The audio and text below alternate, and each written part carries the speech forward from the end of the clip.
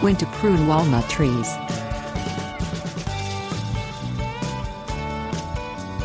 Walnut trees are a beautiful addition to any yard or orchard, but their size and vigor require yearly pruning. Following a few basic pruning guidelines, you can keep your walnut tree manageable, healthy, and full of fruit. Pruning walnut trees help shape and train them to grow in a desired pattern. Pruning removes weak or dead branches that either take away from the overall shape of the tree or would not be strong enough to support a heavy load of nuts. Pruning also invigorates the tree, allowing it to put more energy into fewer branches, improving its overall vigor and yield.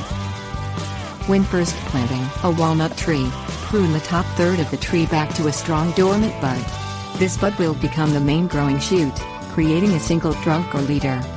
For the first 2 to 3 years, allow the main leader to grow upward to form a central trunk. Choose the strongest branches growing from the central leader to form the tree's scaffold branches. After 3 years, the central leader and scaffold branches should be developed, giving the tree its form. To maintain a tree's size and form, prune heavily every 3 to 5 years, shorten scaffold branches, remove uppermost growing tips, any crossing or weak side shoots and all dead/weak wood. The main goal in pruning is to create a strong framework of branches growing off of the trunk. Remove any branches or suckers growing close to the ground, along with any weak or dead wood.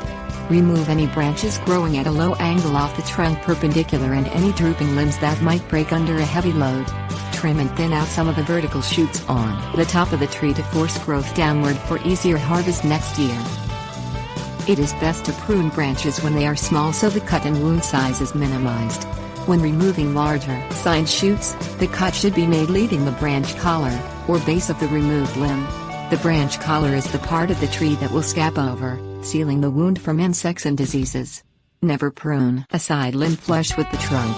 When pruning the top of the tree and branch tips, cut back to a strong dormant bud, leaving ½ inch above the bud for any possible dieback. Experts advise sealing large pruning wounds with horticultural wound paste.